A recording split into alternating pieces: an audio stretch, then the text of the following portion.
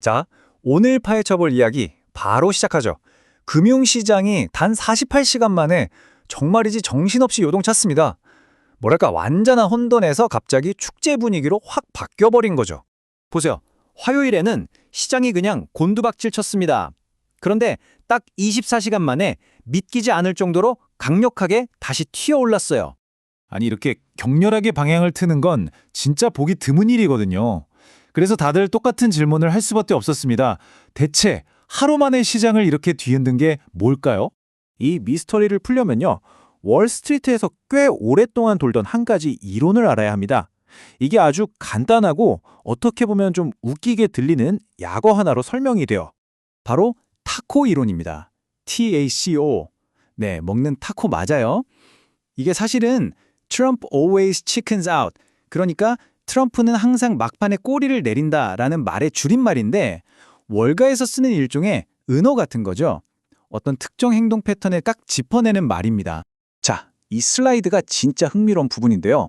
일부 트레이더들이 지난 몇 년간 하나의 패턴을 발견했다고 믿는다는 거예요.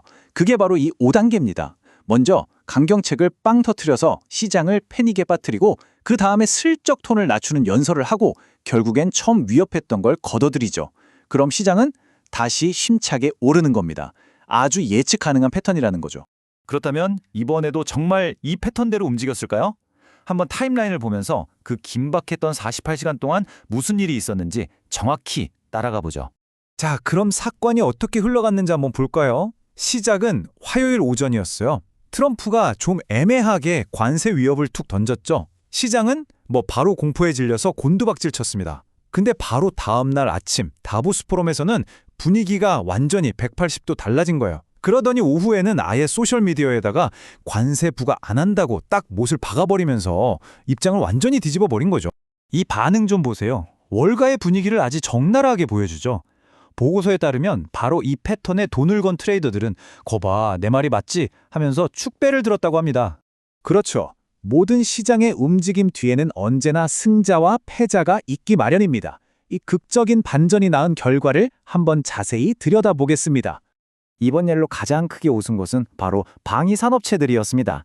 트럼프가 다보스에서 최고의 무기를 만들겠다고 강조하고 나토 동맹국들을 다독이면서 관련 주식들이 그냥 날아올랐어요. 반면에 안전자산은 말비대로 박살이 났습니다. 시장이 불안할 때 사람들이 몰리는 대표적인 자산이 금이잖아요. 그런데 패닉이 사라지니까 금값이 온스당 100달러 넘게 뚝 떨어져 버렸죠.